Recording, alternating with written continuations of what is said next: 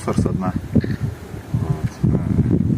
Эта баржа конкретно у нас на восстановление, мы ее хотим восстановить и с нее дальше работать, поднимать мусор, очищать, получается, озеро.